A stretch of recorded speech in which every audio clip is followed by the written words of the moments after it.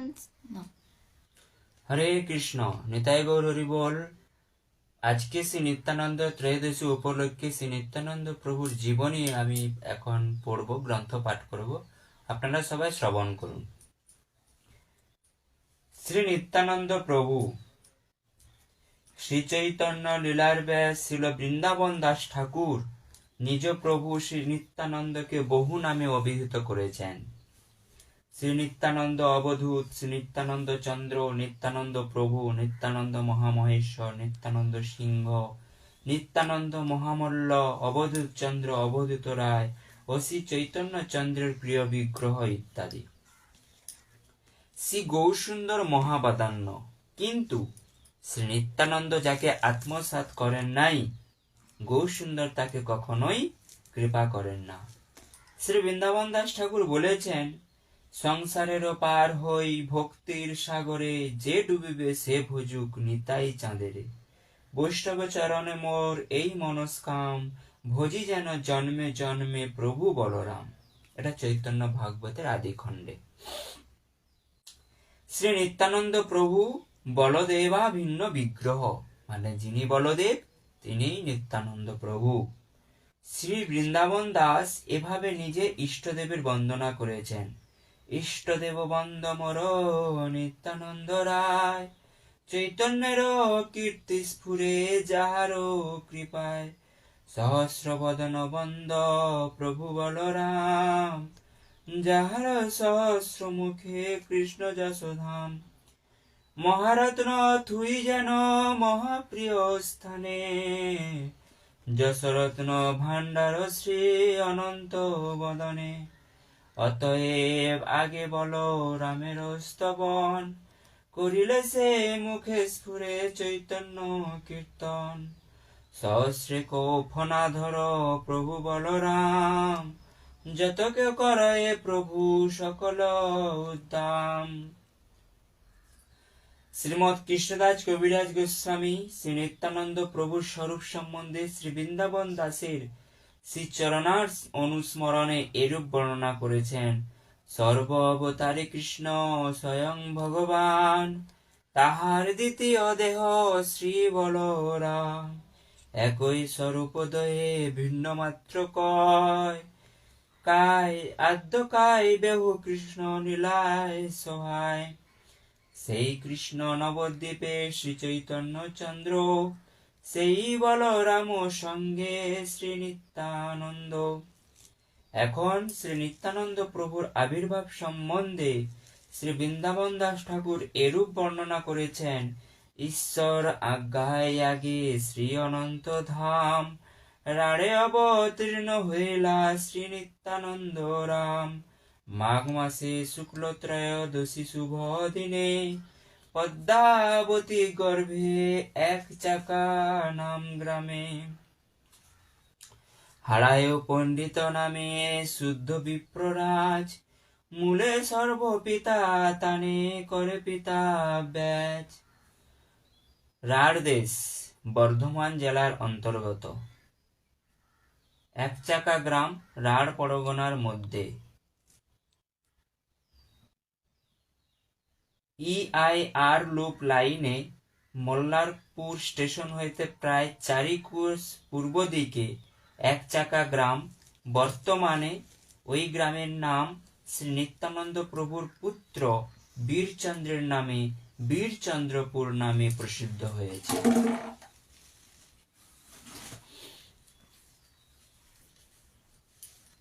শ্রী নিত্যানন্দ প্রভু এক চাকা গ্রামে অবতীর্ণ হন। পিতার নাম শ্রী হারাই পণ্ডিত বা শ্রী হাড়ো ওঝা। ইনি মৈথিল ব্রাহ্মণ ছিলেন। উপাধ্যায় কৌলিক উপাধির অপভ্রংশ ওঝা বা ঝা। মাতার নাম শ্রী পদ্মাবতী দেবী। ব্রাহ্মণ দম্পতি নিত্য ভগবত আরাধনার ও বৈষ্ণব সেবার ফলে আদি বৈষ্ণব ধাম শ্রী অনন্ত স্বয়ং পুত্র রূপে অবতীর্ণ হন। শ্রী নিত্যানন্দ প্রভুর আবির্ভাবে সমস্ত রাঢ় দেশে সর্বসুমঙ্গল অভ্যুদয় লক্ষিত হয়েছে। দাপর যুগে যেমন শ্রী বলদেব শ্রীকৃষ্ণের অগ্রজ রূপে অবতীর্ণ হয়েছিলেন, তেমনি কলিযুগে শ্রী নিত্যানন্দ শ্রী গৌর সুন্দরের বড় ভ্রাতা রূপে অবতীর্ণ হয়েছিলেন। যখন শ্রী গৌর সুন্দর নবদ্বীপ মায়াপুরে 13 বৎসর পরে আবির্ভূত হলেন, তখন অন্তর্যামী নিত্যানন্দ প্রভু তার আবির্ভাব জানতে পেরে আনন্দে মহা হুঙ্কার ধ্বনি করে উঠল। ওই হুঙ্কার ধ্বনি শুনে দেশবাসী জনসাধারণ নানা প্রকার মত প্রকাশ করেছিলেন। কেহ বলেন বজ্রপাত হয়েছে, কেহ বললেন আরো দেশে মৌরেশ্বর নামক যে শিব আছেন তিনি হুঙ্কার করে উঠেছেন, কেহ বললেন ভগবান গর্জন করেছেন। এরূপ অনেক লোক অনেক রূপ কথা বলেন। শ্রী বৃন্দাবন দাস তার ইষ্টদেব শ্রী নিত্যানন্দ প্রভুর জন্মলীলা, শৈশব লীলা, পৌগণ্ড লীলা, কৈশোর লীলা ও যৌবন লীলাদি দিব্যাতে দিব্য, লোকাতীত, অলৌকিক স্বরূপ বর্ণনা করেছেন। শ্রী গৌর সুন্দরের যাবতীয় লীলা লৌকিক ভাবের মধ্যে ঈশ্বরীয় ভাবের কথা বলেছেন। এরূপ দুই প্রভুর লীলার মাধুর্য তিনি আস্বাদন করেছেন।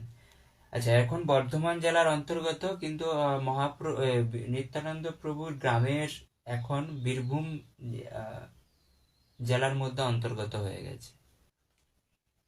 আগে বর্ধমান ছিল। এই তো রাঢ়দেশ বর্ধমান জেলার অন্তর্গত এখানে বলা হয়েছিল, কিন্তু বর্তমানে বীরভূম। শ্রী নিত্যানন্দের শৈশব লীলা অলৌকিক দিব্য ভাবাবেশে শ্রী রামচন্দ্রের ও শ্রী কৃষ্ণচন্দ্রের মধুর বাল্যলীলাদির অভিনয়ের কথা বর্ণনা করেছেন। জগৎ মধ্যবর্তী শিশুগণের যে ধর্ম, ভজনার্থে বারবার ক্রন্দন, চাঞ্চলতা, ভয় ভীতি স্বভাব ও বস্তুর অপচয় প্রভৃতি ধর্মের কথা নিত্যানন্দ চরিত্রে বলেন নাই, কিন্তু শ্রী গৌর সুন্দরের চরিত্রে বিশেষভাবে বলেছেন। শ্রী বৃন্দাবন দাস নিত্যানন্দের অলৌকিক শৈশব লীলা এরূপ বর্ণনা করেছেন। শিশুগণের সঙ্গে প্রভু যত ক্রীড়া করে, শ্রীকৃষ্ণের কার্য বিনা আর নাহি স্ফুরে। দেব সভা করেন মিলিয়া শিশুগণে, পৃথিবীর রূপে কেহ করে নিবেদনে। তবে পৃথ্বী লইয়া সবে নদী তীরে যায়, শিশুগণ মেলি স্তুতি করে ঊর্ধ্ব রায়। কোন শিশু লুকাইয়া ঊর্ধ্ব করি বলে, জন্মিবা গিয়া আমি মথুরা গোকুলে। কোনদিন নিশা ভাগে শিশুগণ লইয়া, বসুদেব দেবকীর করায়েন বিয়া। বন্দি ঘর করিয়ায় অত্যন্ত নিশা ভাগে, কৃষ্ণ জন্ম করায়েন কেহ নাহি জাগে। গোকুল সৃজিয়া তথি আনেন কৃষ্ণ রে, মহামায়া দিলা লইয়া ভান্ডিল কংসেরে। কোন শিশু সাজায়েন পুতনা রূপে, কেহ স্থান পান করে উঠে তার বুকে। এখানে শ্রী নিত্যানন্দ প্রভু ছোটবেলায় সবসময় কখনো রামলীলা অভিনয় করে খেলা করতেন, কখনো কৃষ্ণলীলা অভিনয় করে খেলা করতেন। এইটা কৃষ্ণলীলা অভিনয় করে ক্রীড়ার অভিনয় করে যে খেলাটা করতেন সেটার বর্ণনা করা হয়েছে। এবার রামলীলার অভিনয় করে যেটা তিনি খেলা করতেন বা সেটার বর্ণনা হবে। কোনদিন নিত্যানন্দ সেতু বন্ধ করে, বানরের রূপ সব শিশুগণ ধরে। ভ্যারেন্ডার গাছ কাটি ফেলায়েন জলে, শিশুগণ মিলি জয় রঘুনাথ বলে। শ্রীলক্ষণ রূপ প্রভু ধরিয়ায় আপনে, ধনু ধরি কোপে চলে সুগ্রীবের স্থানে। আরে রে বানরা মোর প্রভু দুঃখ প্রায়, প্রাণ না লই মু যদি তবে ঝাড়ায়। মাল্যবান পর্বতে মোর প্রভু পায় দুঃখ, নারীগণ লইয়া বেটা তুমি করো সুখ। কোনদিন ক্রুদ্ধ হইয়া পরশুরামেরে, মোর দোষ নাহি বিপ্র পলাহ সত্তরে। লক্ষণের ভাবে প্রভু হয় সেই রূপ, বুঝিতে না পারে শিশু মানয়ে কৌতুক। ইন্দ্রজিৎ বদলীলা কোনদিন করে, কোনদিন আপনে লক্ষণ ভাবে হারে। বিভীষণ করিয়া আনেন রাম স্থানে, লঙ্কেশ্বর অভিষেক করেন তাহানে। কোন শিশু বলে মুই আইলু রাবণ, শক্তিশীল হানি হেও সম্বর লক্ষণ। এত বলি পদ্ম পুষ্প মারিল ফেলিয়া, লক্ষণেরও ভাবে প্রভু পড়িলা ঢালিয়া। চৈতন্য ভাগবতে আদি খণ্ডে নবম অধ্যায়ে রয়েছে। শ্রী নিত্যানন্দ প্রভু এভাবে যখন মূর্ছা গেলেন, তখন সঙ্গের শিশুগণ তাকে জাগানোর চেষ্টা করতে লাগলেন, কিন্তু যেন তিনি প্রাণ শূন্য ভাবে পড়ে রইলেন। তা দেখে শিশুগণ এবার ভীত হয়ে শীঘ্র তথায় ছুটে এলেন। দেখলেন সত্য সত্যই যেন প্রাণ শূন্য নিত্যানন্দ। কেউ বললেন শিশু ভাবাবিষ্ট হয়েছে, কেউ বললেন অভিনয় করছেন, হনুমান ঔষধ দিলে ভালো হবে। তখন কোন শিশু হনুমানের ভাবে শীঘ্র ঔষধ নিয়ে এলেন। এক শিশু বৈদ্য বেশে সেই আনিত বৃক্ষলতার রস নিংড়াইয়া শ্রী নিত্যানন্দের নাসাতে দিলেন। তৎক্ষণাৎ নিত্যানন্দ প্রভু চৈতন্য লাভ করে উঠে বসলেন। সকলে অবাক হয়ে গেলেন, বললেন আমরা কখনো এরূপ খেলা দেখিনি। সকলে তখন জিজ্ঞাসা করলে, তুমি এরূপ খেলা কোথায় শিখলে? নিত্যানন্দ বললেন, আমার এ সকল লীলা অর্থাৎ সত্য সিদ্ধ লীলা, মানে এটা আমার সত্য, মানে আমার একটা নিজস্ব সিদ্ধ লীলা।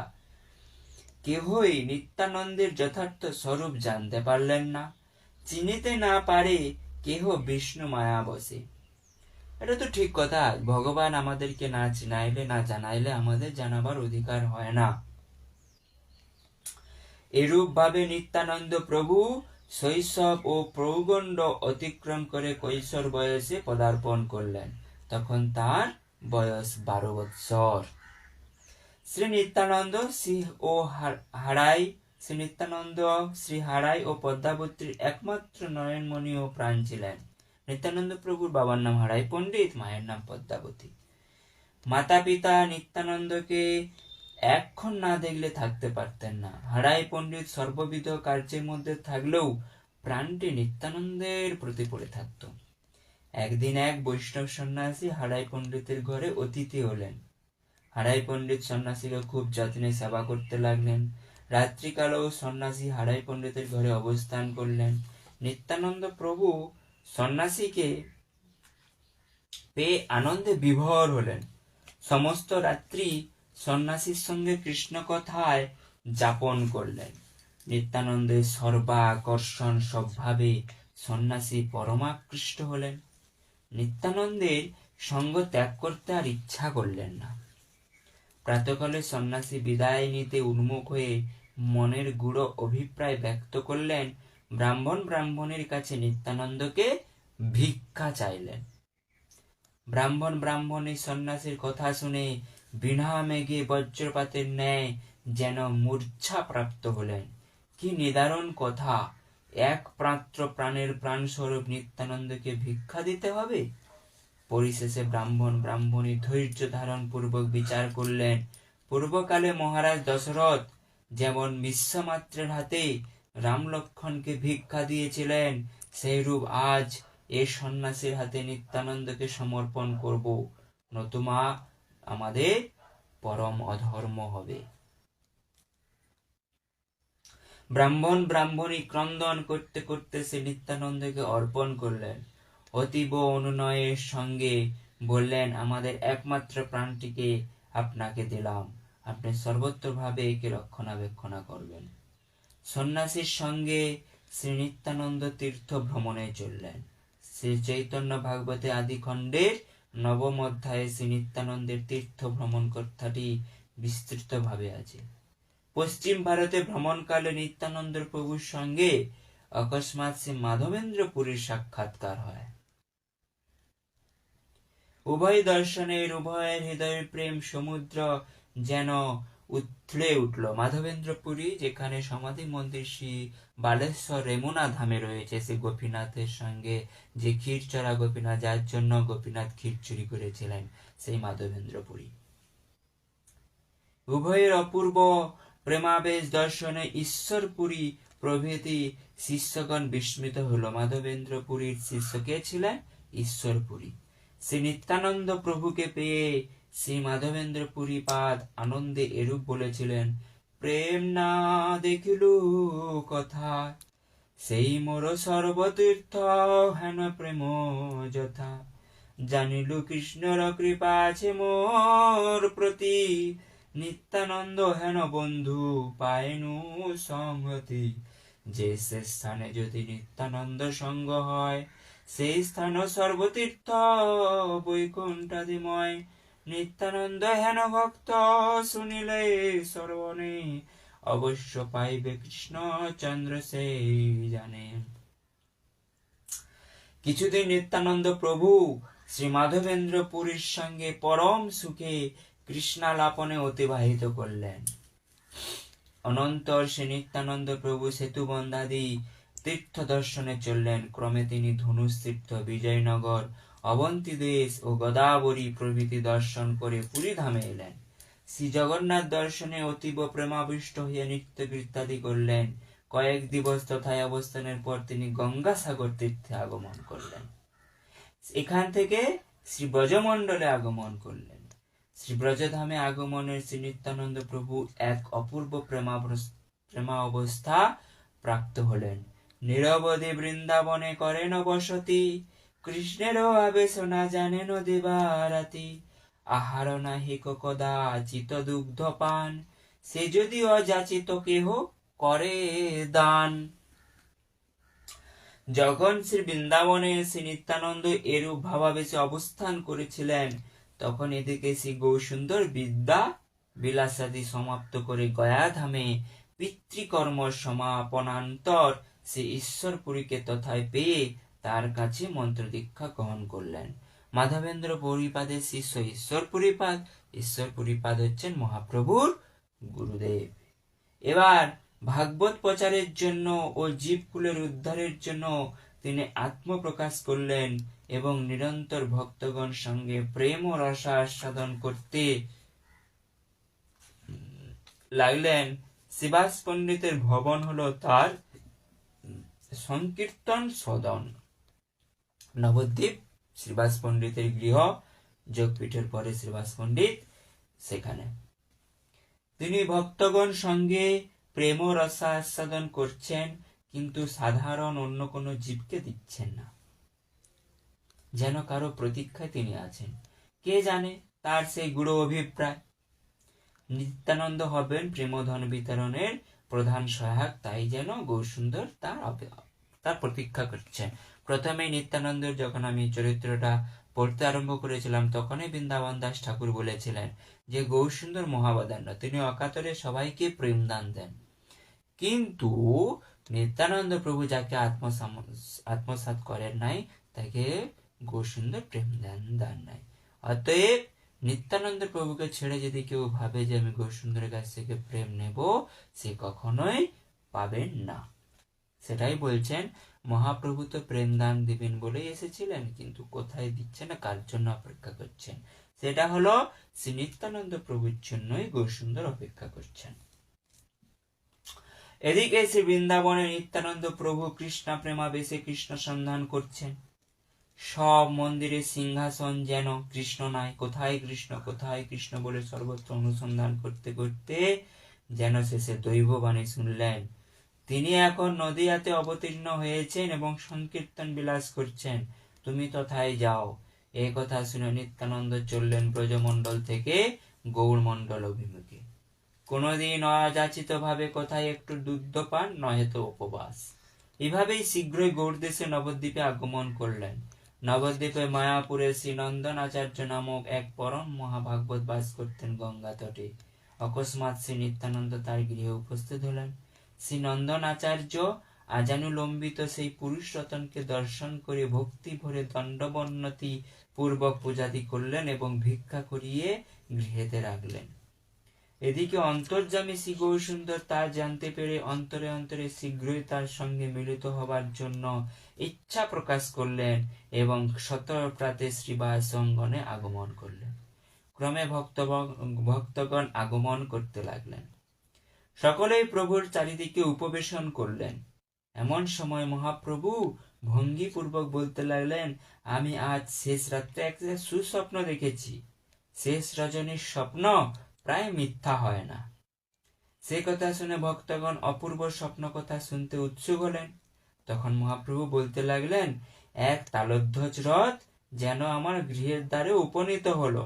সে রথের মধ্যে এক বিশালকায় মহাপুরুষ, তার স্কন্ধে ও হল ও মুষল আছে।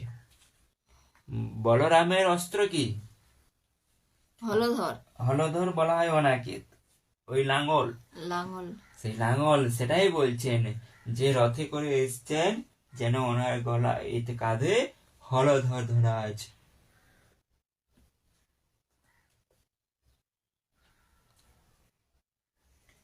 তিনি নীল বসন পরিহিত, তার বাম হাতে বেত্র নির্মিত কমণ্ডলু। তিনি পুনঃ পুনঃ জিজ্ঞাসা করছেন, এবারে কি নিমাই পণ্ডিতের? এবারে কি নিমাই পণ্ডিতের? এটা স্বপ্নের কথা বলছেন মহাপ্রভু। আমি তার পরিচয় জিজ্ঞাসা করলেন, তিনি বললেন, আমি তোমার ভাই, আগামীকাল পরস্পর পরিচয় হবে। তার কথা শুনে আমার বড়ই আনন্দ হলো, স্বপ্ন ভেঙে গেল, নিশা শেষ হলো। এই কথা বলতে বলতে মহাপ্রভু এক দিব্য ভাবে বিভোর হলেন। কিছুক্ষণ ভাবাবিষ্ট থাকার পর বাহ্যদশা প্রাপ্ত হলেন এবং হরিদাস ঠাকুর, শ্রীবাস পণ্ডিত প্রভৃতির স্থানে বলতে লাগলেন, আমার মনে হয় এ নবদ্বীপে পুরে নিশ্চয়ই কোনো মহাপুরুষ আগমন করেছেন, আপনারা তাকে অনুসন্ধান করুন। প্রভুর এই আজ্ঞা পেয়ে ভক্তগণ স্বপ্নদৃষ্ট পুরুষের সন্ধানে বের হলেন এবং চতুর্দিকে সন্ধান করতে লাগলেন, কিন্তু কোথাও সন্ধান পেলেন না। ফিরে এলেন প্রভুর কাছে। প্রভু বললেন, স্বপ্ন কথা মিথ্যা নয়, নিশ্চয়ই কোনো স্থানে আছে। এবার প্রভু স্বয়ং অনুসন্ধান করতে চললেন। ভক্তগণ পশ্চাৎ পশ্চাৎ চললেন। মহাপ্রভু সোজাসুজি ঠিক শ্রী নন্দন আচার্যের গৃহে উপস্থিত হলেন। দেখলেন শ্রী নন্দন আচার্যের গৃহে বারান্দায় দিব্য আসনে এক মহাপুরুষ রতন ধ্যানাবিষ্ট ভাবে উপবিষ্ট আছেন। সকলে অবাক। মহাপ্রভু বহুকাল পরে প্রাণের প্রিয়তম জনকে দর্শন করে কিছুক্ষণ অপলক নয়নে দাঁড়িয়ে রইলেন। শ্রী নিত্যানন্দ প্রভু ও প্রাণের দেবতাকে দীর্ঘকাল পরে দেখে পলক শূন্য ভাবে দেখতে লাগলেন। কি আশ্চর্য মিলন! নয়নে নয়নে যেন দুহু দুহু রূপে পানে বিভোর। এমন সময় শ্রীবাস পণ্ডিত ভাগবতের একটি শ্রীকৃষ্ণের রূপ বর্ণনাত্মক শ্লোক সুস্বরে গান আরম্ভ করলেন। তা শুনে নিত্যানন্দ প্রেমে হুঙ্কার পূর্বক ধরাতলে গড়াগড়ি দিতে লাগলেন। তার নয়ন জলে ভূতল সিক্ত হতে লাগলো। সেই প্রেম দর্শনে শ্রী গৌরসুন্দর আর স্থির থাকতে পারলেন না। তিনিও কৃষ্ণ কৃষ্ণ বলে প্রেমাশ্রুপাত করতে করতে নিত্যানন্দকে জড়িয়ে ধরলেন এবং কোলে তুলে নিলেন। সে কি মধুর মিলন দৃশ্য! দুহার নয়ন জলে দুইজন সিক্ত হচ্ছেন। ভক্তগণ তৎকালে ঘন ঘন হরিধ্বনি করতে লাগলেন। আজ গৌর নিত্যানন্দের মিলন হলো। ছোটবেলায় আমরা একটা নিত্যানন্দ প্রভুর যে ক্যাসেট হয় না, অডিও টেপ আগে ক্যাসেট হতো, সেইখানে নিত্যানন্দের প্রভুর লীলার আছেন। সেইখানে এই এই জায়গাটায় খুব ভালো বর্ণনা করেছেন। নন্দের আচার্যের গৃহে হলো শ্রী গৌর নিত্যানন্দের মিলন। হরে কৃষ্ণ। তো এটা এইটুকু পাঠ করলাম, আরো রয়েছে। এবার সন্ধ্যাবেলায় আবার লাইভে এসে এটা পাঠ করব, আপনারা সবাই শ্রবণ করুন। আজ নিত্যানন্দের ত্রয়োদশী। আজকে অনেকে উপবাস, যে ভক্তরা সবাই যারা প্রসাদ ভোজি বা ভক্ত, ওনারা তো উপবাস করবেন। অনেকে উপবাস একাদশীর মতন করবেন, অনেকে আবার 12টা পর্যন্ত উপবাস করে ওনারা অনেকেই অন্ন পেয়ে নেন, আর অনেকে পুরোটাই একাদশীর মতো অনুকল্প করে উপবাস করেন, কালকে পালন করেন। তো নিতাই গৌর হরি বল। আজকে এখানেই শেষ করছি, আবার আসছি সন্ধ্যাবেলা লাইভে পরেরটুকু পাঠ করার জন্য। নিতাই গৌর প্রেমানন্দে হরি হরি বল। বাঞ্ছা কল্পতরু বৈশ্য কৃপা সিন্ধু ভয় পতিতানাং পাবনেভ্যো বৈষ্ণবেভ্যো নমঃ।